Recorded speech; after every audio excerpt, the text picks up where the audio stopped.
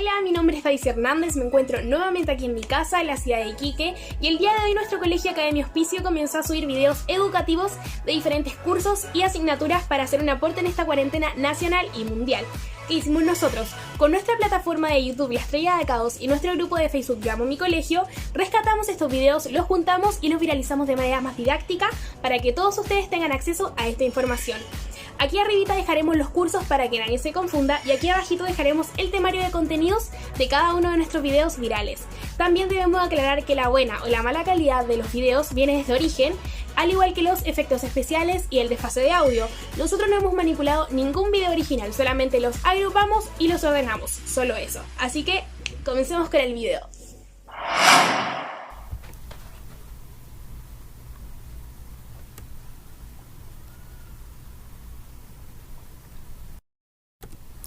Muy bien, niños,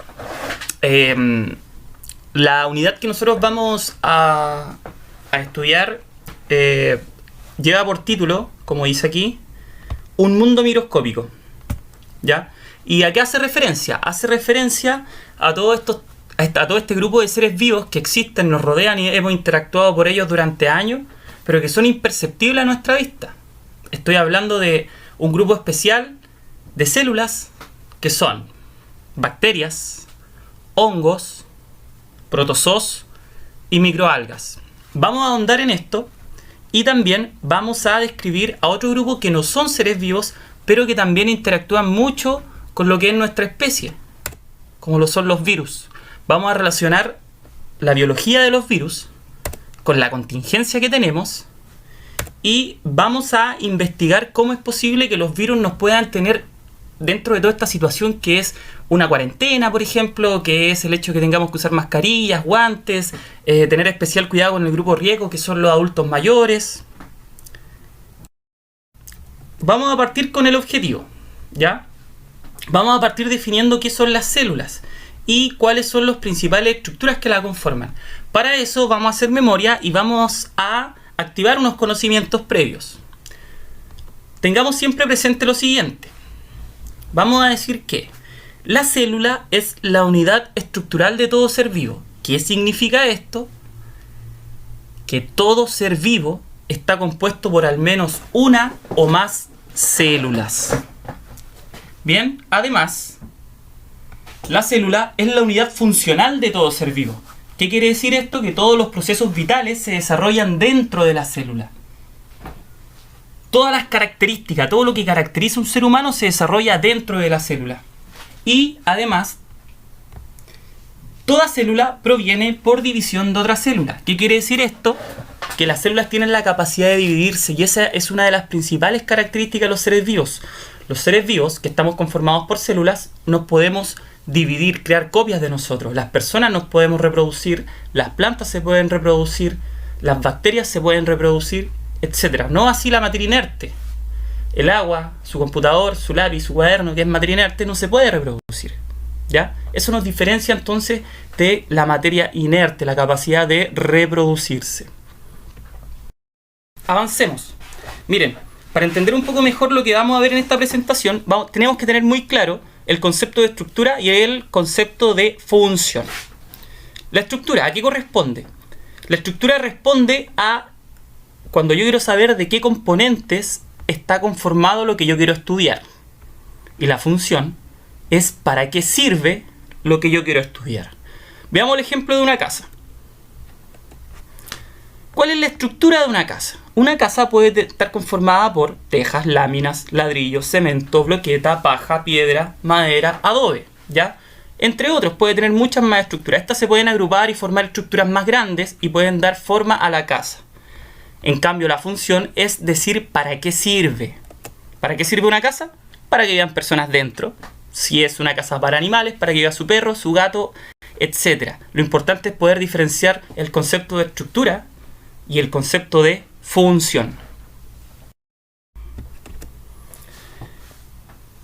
A modo de introducción, quiero hablarles un poquito de este señor, este joven que ustedes ven acá. Él se llama Robert Hooke. Él vivió en el año 1635 y murió el año 1703. ¿Cuál es la importancia para nosotros de este señor? viene esta figura de acá. ¿Me creerían si les digo que es un microscopio?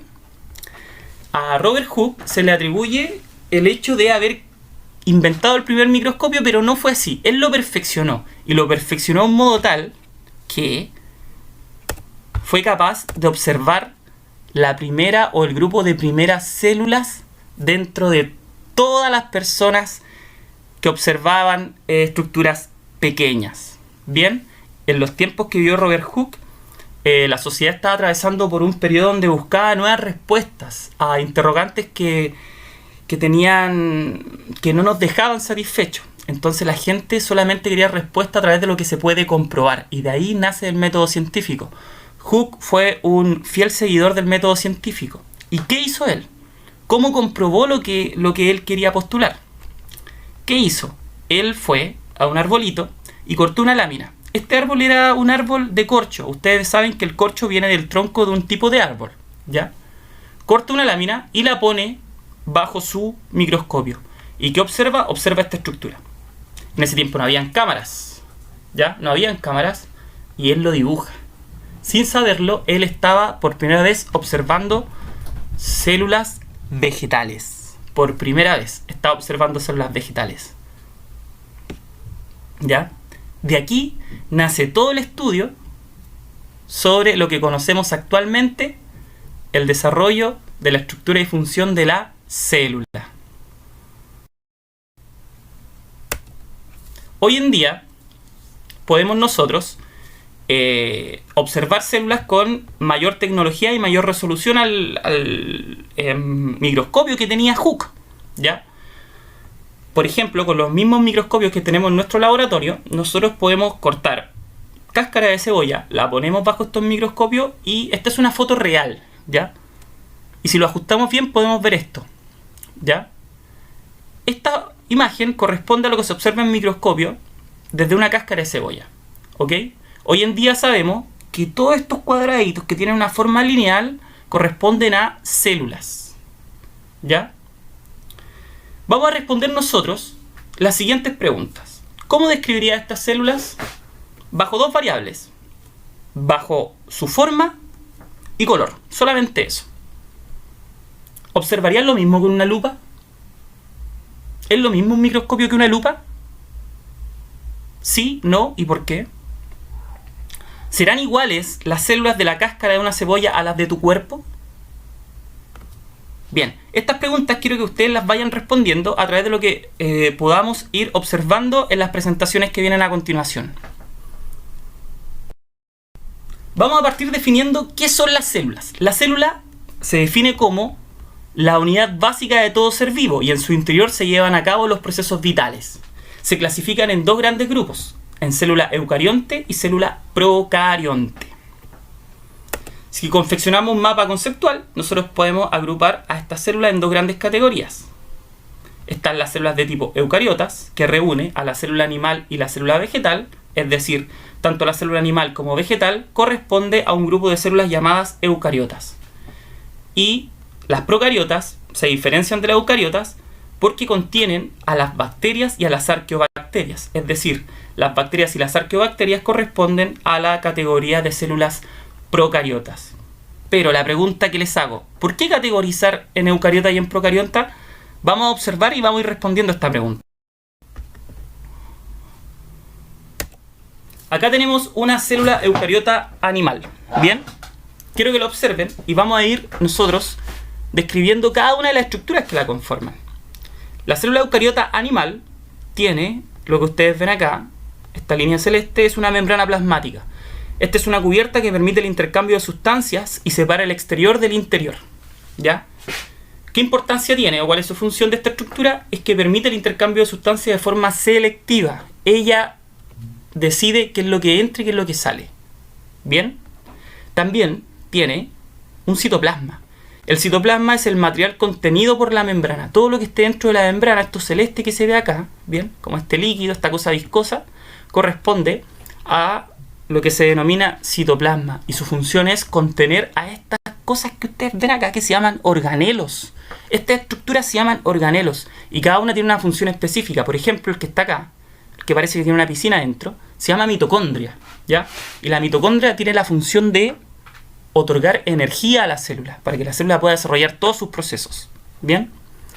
Y la célula eucariota animal también tiene núcleo. El núcleo es importantísimo, porque lo va a diferenciar de la célula procariota. Fíjense que el núcleo es esta estructura membranosa, ya que también es un saquito, ya imaginemos como una pelota de fútbol, con material viscoso dentro, medio líquido, y adentro contiene el material genético. El núcleo es una estructura membranosa que contiene el material genético. Adentro del núcleo el material genético está protegido por esta membrana. ¿Bien? Observemos la célula eucariota vegetal ahora. Ya, la célula eucariota vegetal, sorpresa, miren, tiene las mismas estructuras, tiene una membrana plasmática con la misma función, es una cubierta que permite el intercambio de sustancias, separa el interior del exterior de la célula. También tiene citoplasma, es un material contenido por la membrana donde se encuentran los organelos, estructuras con diversas funciones, hablamos del organelo, salvo excepciones, ¿ya? Algunas excepciones que hablamos de que organelos que cumplen la misma función en la célula animal y vegetal. Y también tiene núcleo, ¿ya?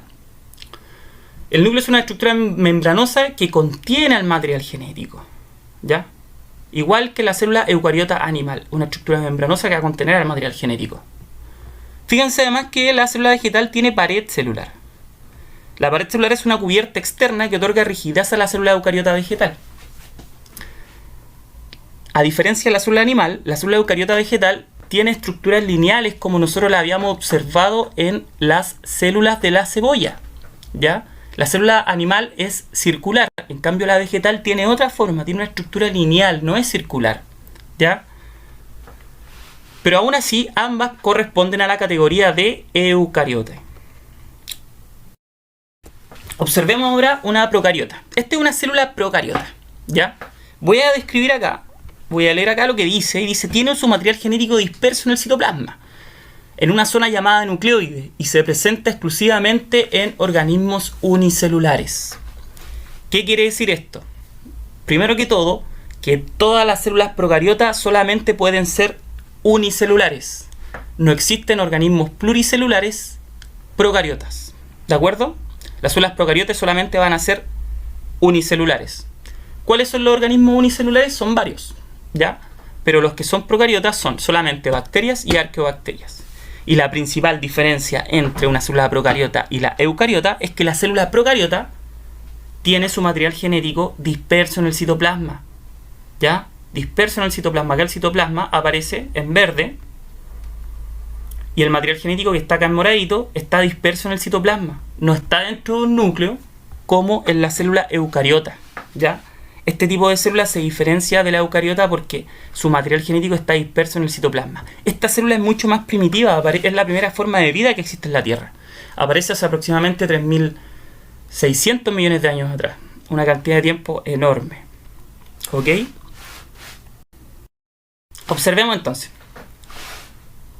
¿Cuál es la actividad que tienen que hacer ustedes? Tienen que copiar este cuadro en su cuaderno y realizar lo siguiente.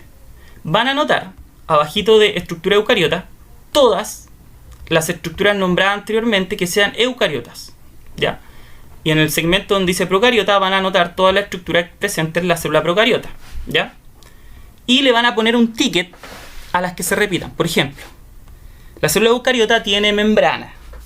La célula procariota también tiene membrana y ustedes le ponen un ticket a cada una, ¿ya? Si es que no se repite, no lleva ticket. Y luego van a escribir esta pregunta y la van a responder. ¿Cuál crees que es la principal diferencia entre célula procariota y eucariota? ¿Bien? Observen esta figura. Esta figura es un virus. Aquí corresponde, este es un modelo 3D del virus de la hepatitis C. Es decir, que el virus que produce la hepatitis es muy similar al que aparece acá, ¿ya? ¿Cuáles son las principales características de un virus? Y quiero ahora que pongan mucha atención con esto. Los virus no son seres vivos. ¿Por qué no son seres vivos? Porque no pueden reproducirse por sí mismos. Necesitan infectar una célula para reproducirse. Nosotros habíamos dicho anteriormente que la principal característica de un ser vivo es su capacidad de poder reproducirse. En cambio, los virus no pueden hacerlo por sí mismos. ¿Qué hacen? Infectan las células. Bien. Cada cierto tiempo aparecen virus nuevos, que son mutaciones de virus antiguos o que vienen de otras especies y afectan al hombre. Bien saben que estamos hablando del caso, por ejemplo, del coronavirus. ¿Ya? El coronavirus es una mutación de un virus que solamente afecta a murciélagos y de alguna forma llegó al ser humano, ¿ya? Y nos tiene bajo todas estas condiciones que sabemos. Están de forma apresurada buscando una cura, pero se está haciendo muy difícil y mientras tanto solo nos queda estar en nuestras casas. Otra cosa que es importante de los virus es que los virus son 1000 veces más pequeños que las células, ¿ya? Si nosotros queremos relacionarlo en cuanto a tamaño, tenemos que saber que los virus son mucho más pequeños, 1000 veces más pequeños que una célula. ¿Qué es lo que quiero que hagan ustedes? Miren, en su cuaderno, a partir de lo que has escuchado en la televisión o visto en internet sobre el coronavirus, quiero que anoten la siguiente pregunta y la puedan responder. ¿Cómo logró traspasarse al ser humano un virus que solo afectaba a los murciélagos? ¿Bien? Tienen que investigar entonces y poder explicarme a mí en su cuaderno para cuando pueda revisarlo, decirme cómo entonces un virus que solo afectaba a los murciélagos fue capaz de llegar al ser humano y producir la catástrofe que todos sabemos en realidad. ¿Ya?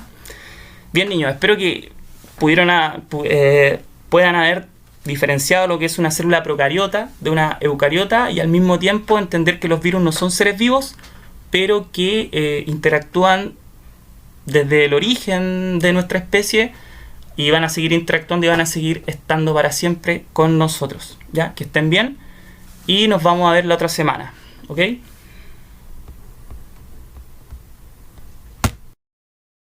Espero que estén muy bien, que estén en la casa tranquilamente y que hayan hecho caso a todas las indicaciones que se están dando, ya sea por las redes sociales como por las autoridades que nos rigen, ¿cierto? Vamos a trabajar con la primera unidad. En la primera de estas clases vamos a ver los tipos de héroes que hay o que han habido en las distintas épocas.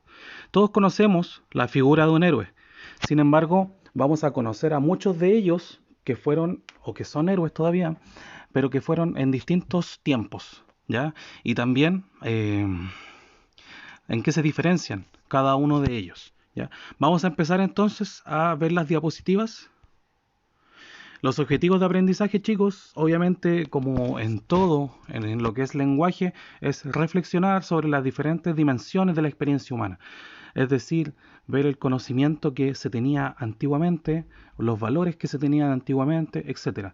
Analizar, obviamente, los textos leídos y diferenciar a los tipos de héroes. Siempre tenemos que analizar, chicos, todo lo que estemos leyendo, ¿ya? ¿Pero qué es un héroe? Todos conocemos a algún héroe, hemos visto alguna película de algún héroe, pero ¿qué es un héroe? Básicamente es un personaje que encarna o que tiene los valores más importantes de la cultura de donde él vive. Recordemos que los valores que tenemos nosotros hoy en día quizás más adelante no sean tan buenos o quizás en la antigüedad no hayan sido tan importantes.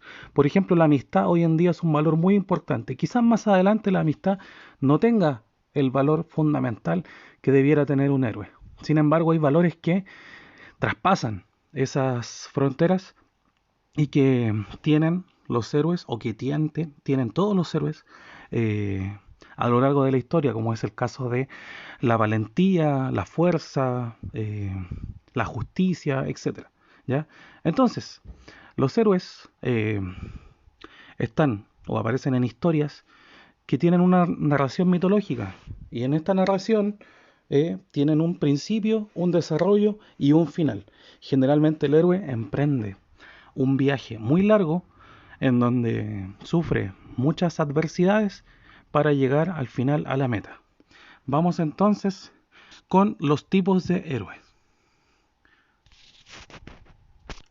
El primer héroe que tenemos es el héroe mitológico, aquel que es un semidios, es decir, la mezcla de un humano con un dios. Obviamente superan a los hombres en fuerza y en astucia, pero comparten con ellos la mortalidad, es decir, pueden morir también. Son semidioses porque sus padres o sus madres son dioses y la otra mitad de ellos, padres o madres también, son personas. Normalmente son muy fuertes, son muy valientes y les gusta proteger a las personas o bien sacrificarse por ellos.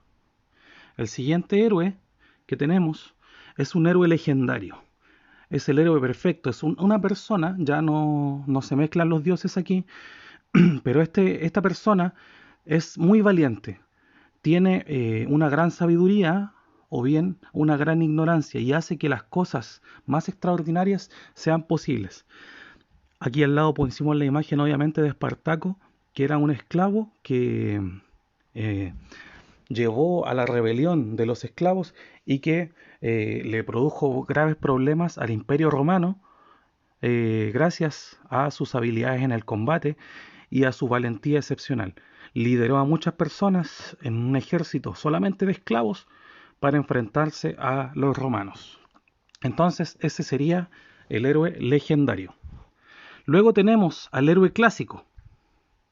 El héroe clásico es el típico héroe que tiene un objetivo bien trazado. Él sabe bien lo que quiere hacer, sabe muy bien cuál es su destino, sabe muy bien qué es lo que es la justicia, tiene un estricto código de honor y generalmente estos son atractivos físicamente, ¿ya? La idea de que ellos sean atractivos físicamente se retorna a que lo bello en la antigüedad era bueno y lo feo era malo. Aquí tenemos si bien Aquiles es hijo de un dios y de un ser humano, se cataloga como un héroe clásico, porque es muy valiente y también muy atractivo para la época. Luego tenemos un héroe que es un poco más común, el héroe casual. El héroe casual es aquel que no tiene fuerza, no tiene mucha valentía, sin embargo una situación lo obligó a transformarse en héroe y gracias a esa situación él es que se transforma en héroe. Pero él nunca deseó ser héroe, nunca se entrenó para ser héroe. Sin embargo, las circunstancias lo obligaron a ser un héroe. Es decir, podría ser cualquier persona. Cualquier persona de repente encuentra algo sagrado, un arma sagrada y gracias a ese hallazgo empieza a convertirse en héroe. Esta vez en un héroe casual. El siguiente héroe es el héroe mártir. Todo le pasa a él sufre un acontecimiento grave. Generalmente este personaje sufre mucho antes de lograr su misión. Pueden ser pérdidas de seres queridos, pérdidas de la propia vida, un tipo de héroe al que no se le dio todo fácil, al que es muy difícil o se le dio muy difícil convertirse en héroe, como en el caso que tenemos aquí de Arturo Prat, que como todos ustedes saben, arriesgó su vida para convertirse en héroe, ¿ya? Él estaba en un barco que tenía muy poca ventaja, estaba en muchas desventajas con los barcos de Perú. Sin embargo, él luchó contra todo esto y se convirtió en un héroe mártir porque al final de todo esto él muere. Sin embargo, logra enviar un gran mensaje al resto de el país. El siguiente héroe es quizás un poco más conocido por nosotros. Es el antihéroe. A este héroe no le interesan los valores, no le interesa la justicia, vive bajo sus propias reglas, pero por diversas circunstancias acaba siendo un héroe. Aunque él no quería ser un héroe, acaba siendo un héroe de todas formas. Como tenemos a Deadpool aquí en este caso, que todos ustedes lo conocen muy bien.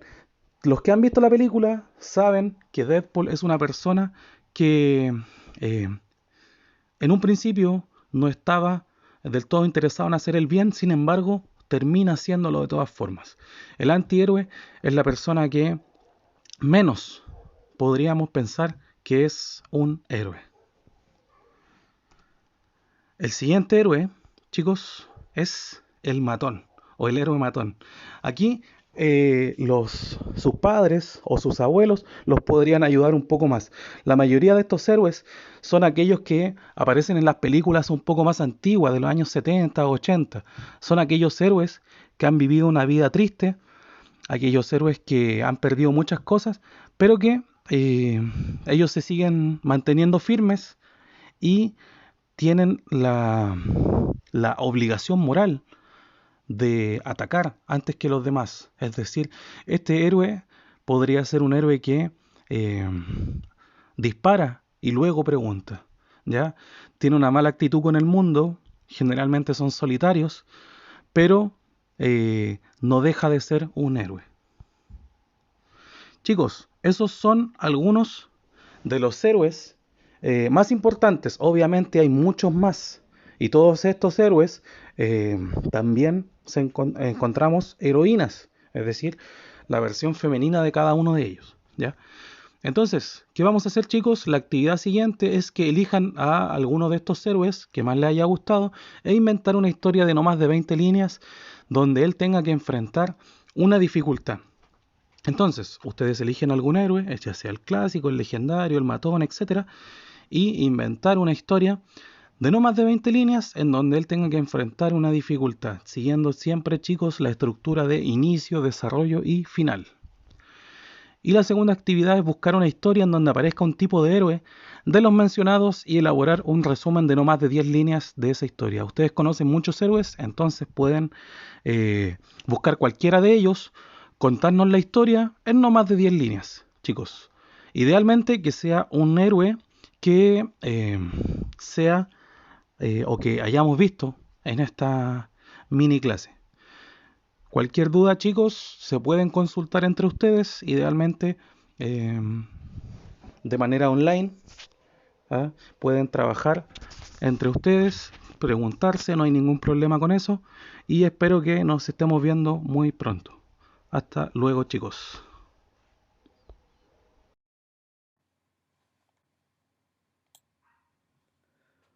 Buenas tardes, queridos alumnos.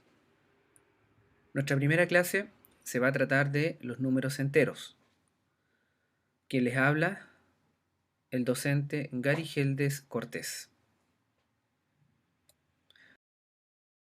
Antes de comenzar, quiero explicar las instrucciones. Presta mucha atención. Escribe en tu cuaderno el título, que va a decir los números enteros. Una vez que hayas escrito el título, vas a escribir el objetivo de la clase, acompañado de la fecha. Posteriormente, vas a traspasar toda esta información del video en tu cuaderno de matemáticas junto a las actividades formativas. Comenzamos. Objetivo de la clase de hoy.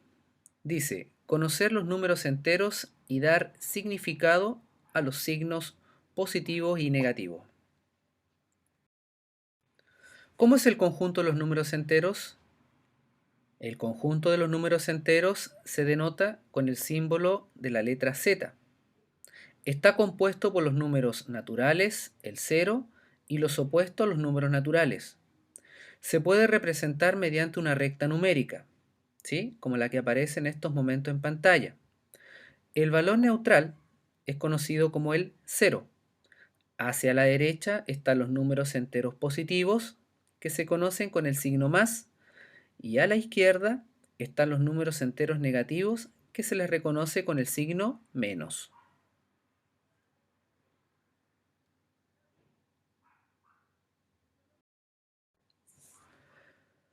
El inverso aditivo u opuesto de cualquier número x es otro número que al sumarlo con x da como resultado 0. Ejemplo, desde la recta numérica podemos observar hacia la derecha del 0 los números positivos y hacia la izquierda los números negativos. ¿Cómo se conocen los números negativos? Con el signo menos.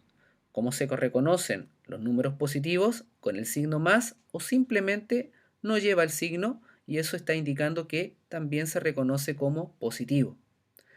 Ejemplo, el inverso aditivo de un número se puede demostrar como. Aquí tengo dos ejemplos. Uno de ellos dice menos 1 más 1 da como resultado 0. Menos 2 más 2 nos da como resultado 0.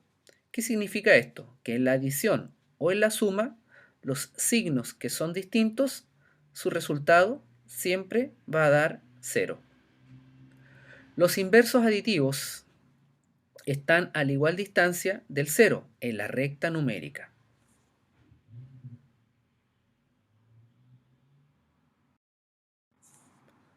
Todo número natural tendrá un opuesto en el conjunto de los números enteros, o sea, en el conjunto Z.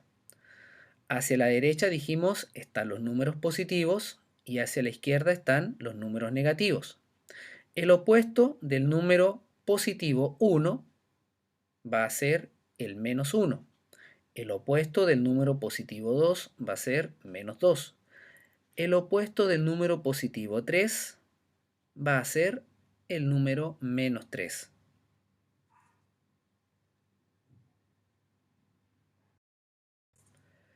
El conjunto de los números enteros es ordenado e infinito. De los números negativos, mientras más cerca están del 0, serán mayores ante aquellos que se encuentran a la izquierda del 0. De los números positivos, serán mayores los que están más a la derecha de los que se encuentran, en este caso, de los que se encuentran cerca del 0.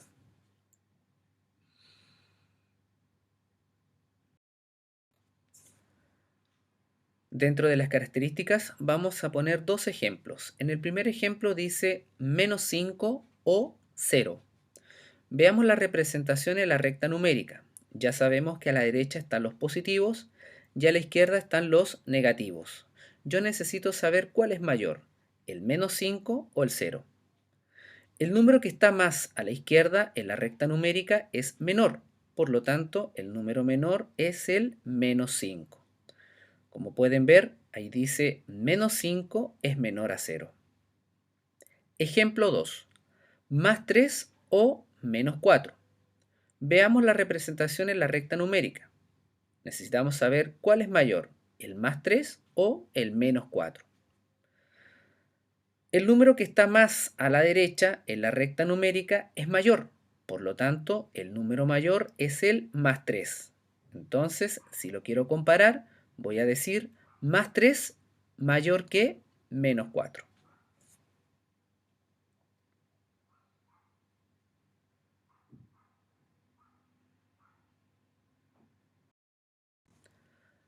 Bien, vamos a comenzar con la primera actividad formativa de la primera clase, que dice así: clasifica los números enteros en positivos o negativos.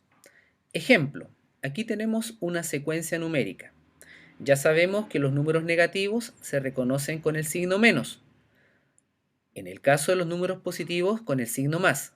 Si no tiene el signo más, también se van a reconocer como positivos.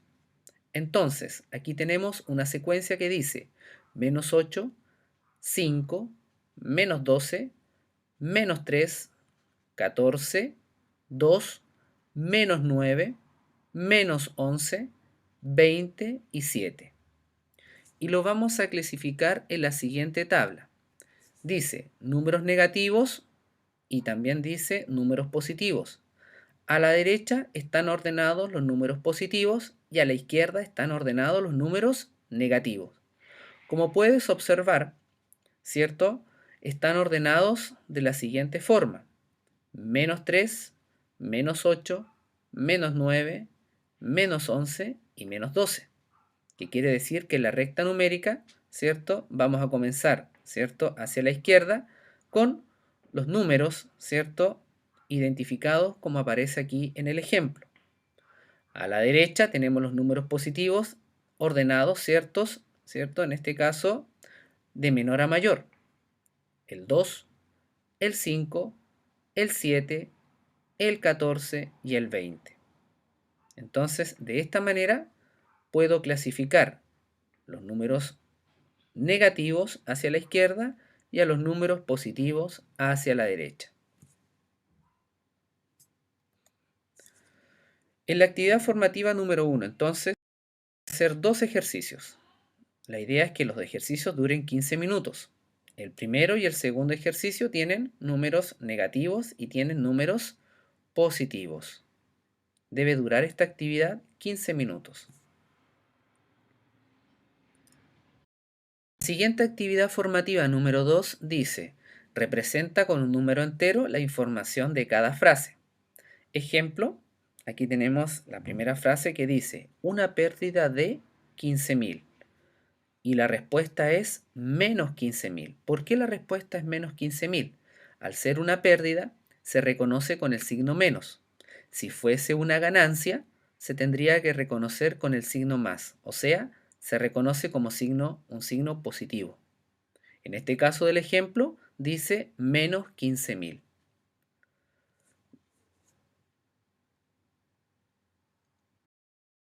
En la actividad formativa número 3, que también tiene el mismo tiempo de duración, van a determinar si son verdaderas o falsas, ¿cierto?, las siguientes afirmaciones. Van a tener que corregir aquellas que ustedes consideren que es falsa, ¿ya? Ahí tenemos 4 ejercicios. Bien, jóvenes. En resumen, en nuestra primera clase hemos hablado sobre el conjunto de los números enteros y también hemos hablado acerca de aquellos números reconocidos como números positivos y aquellos conocidos como números negativos.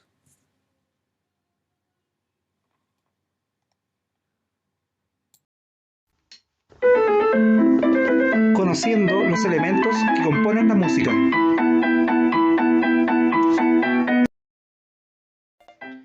Objetivo. Reconocer elementos teóricos del lenguaje musical. Contenido de esta clase.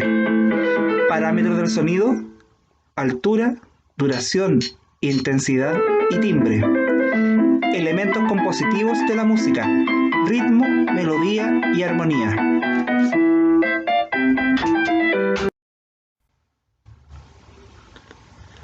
Parámetros del sonido. El sonido se puede clasificar únicamente en base a los siguientes 4 parámetros. Número 1, altura. La altura puede ser agudo o puede ser grave.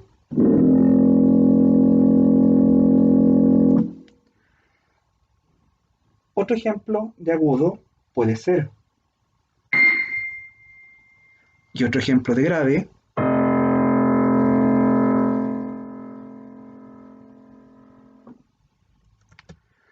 El siguiente parámetro es la duración.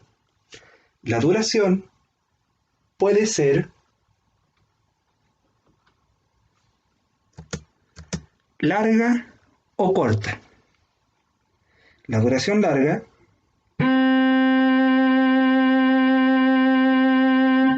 o duración corta. Podemos tener sonidos que tienen la característica de ser agudos y largos o agudos y cortos. De otra manera, también tenemos sonidos graves y largos y sonidos graves y cortos.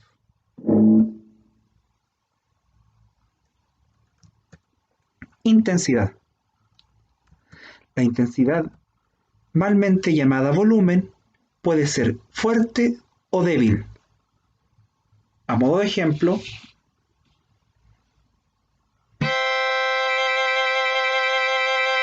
fuerte, o también podemos tener sonidos débiles.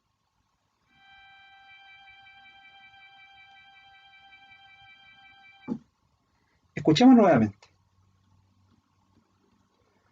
Sonido fuerte.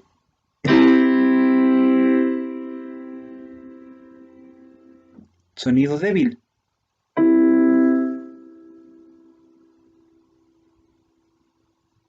Fuerte.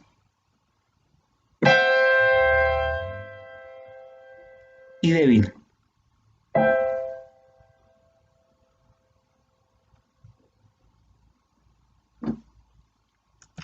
El último parámetro es el timbre. El timbre permite reconocer al emisor de cada sonido. Por ejemplo, podemos identificar que lo que vamos a escuchar es del sonido del piano.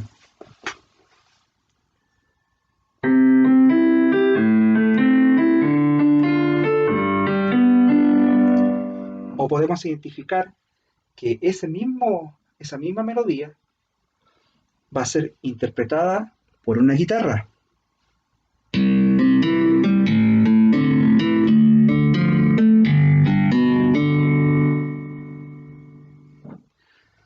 O podríamos identificar que esa misma melodía va a ser interpretada por violines.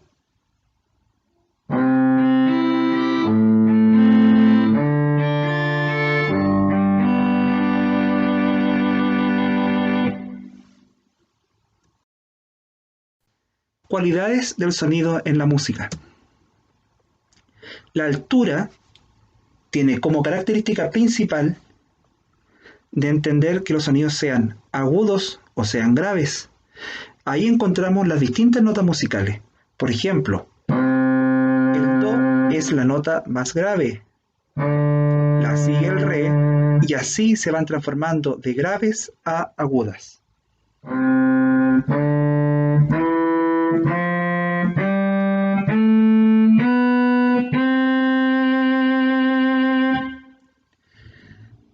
Duración. Los sonidos pueden durar, dependiendo de la figura rítmica en la cual están siendo ejecutadas, pueden durar más tiempo o menos tiempo. Por ejemplo, vamos a escuchar la duración de una redonda.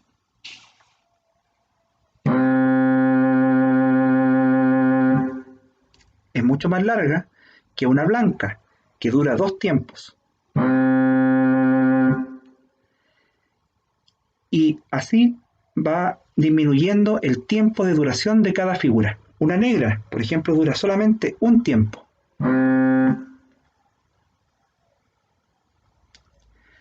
De esta manera vamos a entender también la intensidad, que puede ser fuerte o débiles. Por ejemplo, un matiz en la música puede ser forte, que significa fuerte,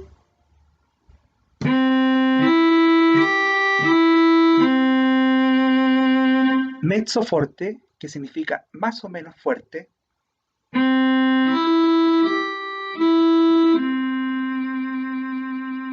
y por último, piano, que es muy débil.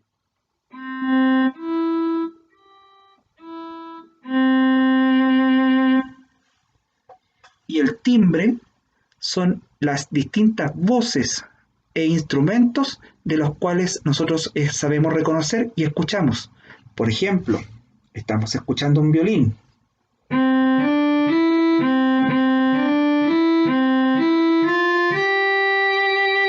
O vamos a escuchar un piano.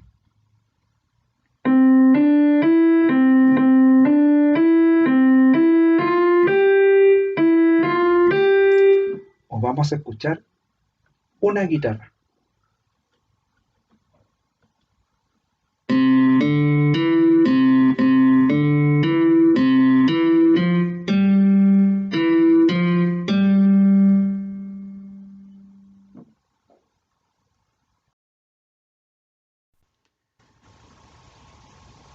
Elementos compositivos de la música.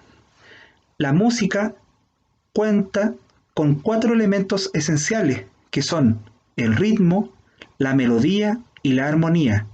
Si faltara alguno de estos elementos, no tendríamos música, y por lo tanto solo tendríamos a estos elementos por separado. Ejemplo, solamente podríamos tener ritmo, o solo tener la melodía, o solamente tener la armonía. Si estos 3 elementos se mezclan, el ritmo, la melodía y la armonía, tendríamos música. De esta manera, el primer elemento compositivo de la música es el ritmo. El ritmo es un conjunto de sonidos de distinta duración y se compone de ciclos que se reiteran en intervalos temporales. El ritmo está asociado al tiempo. Escuchemos un ejemplo de ritmo. Vuelvo a explicar. el ritmo es un conjunto de sonidos de distinta duración y está asociado al tiempo. Por eso el ritmo puede tener la característica de ser más rápida o al mismo tiempo ser más lento. Pero lo que estamos escuchando no es música, es solamente ritmo.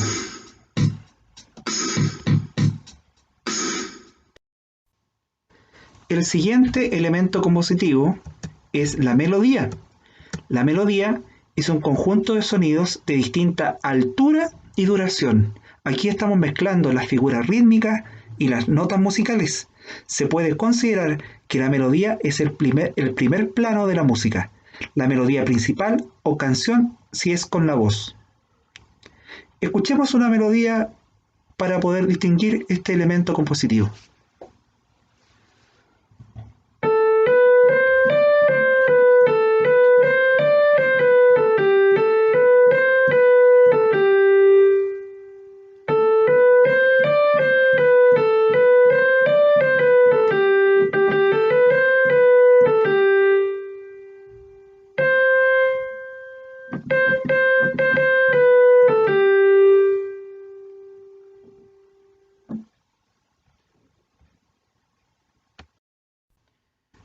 Podríamos tener el elemento anterior, que es el ritmo,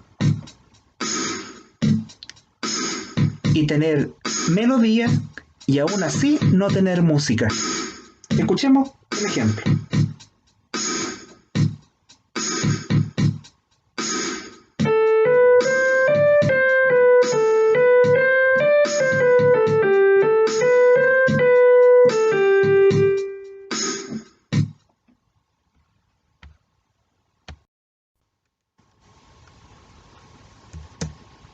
Por último, tenemos la armonía.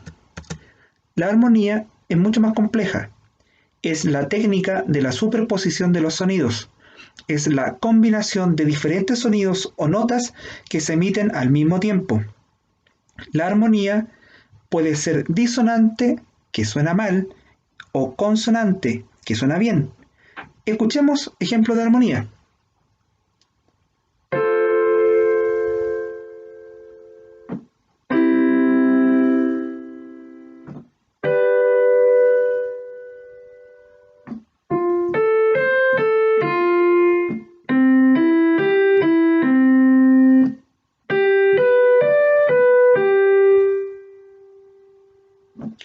Los ejemplos que estábamos escuchando eran armonía consonante. Esto quiere decir que suena bien, pero veamos también armonía disonante.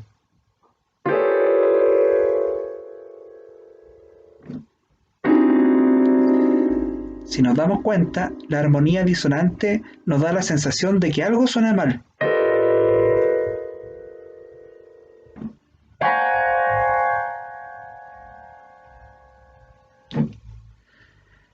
Aún así, si solamente hacemos armonía, no tenemos música, solamente tenemos armonía. Escuchemos el conjunto de ritmo, melodía y armonía para poder resultar en lo que es la música.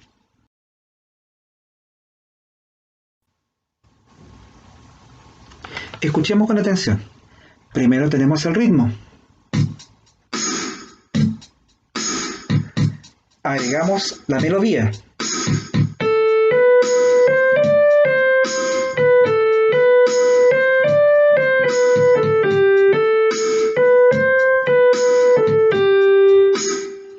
Y finalmente agregamos la armonía para tener música.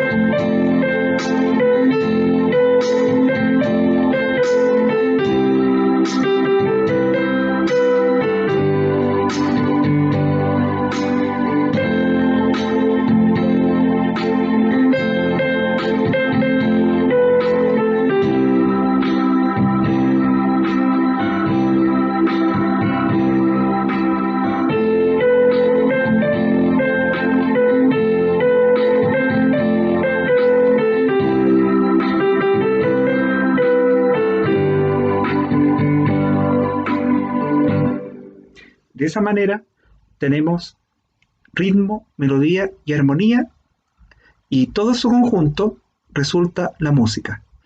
Recordemos, para terminar la clase, que existen las cualidades del sonido, que son altura, que puede ser grave o agudo, intensidad, que puede ser fuerte o débil, duración, que puede ser que un sonido sea largo o corto, y el timbre, que es la cualidad de identificar a quien hace el sonido o al emisor del sonido. Por otra parte, para poder escuchar música, tenemos que poner atención en el ritmo, en la melodía y en la armonía. Si faltara alguno de estos elementos, no tenemos música. Para poder tener música, hay que mezclar estos tres elementos, que son el ritmo, la melodía y la armonía. A continuación, los invito a trabajar con la siguiente actividad preparada para esta clase. Las actividades. Por favor, seguir las instrucciones, copiar las actividades en el cuaderno con letra legible, desarrollar de forma limpia y ordenada. Si tienes duda, investiga en otra fuente y, si es necesario, cite la fuente. Esta actividad será revisada y corregida en clase. Número 1. Escribe los conceptos de las cualidades de los sonidos. Número 2. Escribe los conceptos de los elementos compositivos de la música. Número 3. Realiza un listado de 10 sonidos, nómbralos y clasifica sus cualidades sonoras. Y número 4. Realiza un listado de 5 instrumentos rítmicos, 5 instrumentos melódicos y de 5 instrumentos armónicos.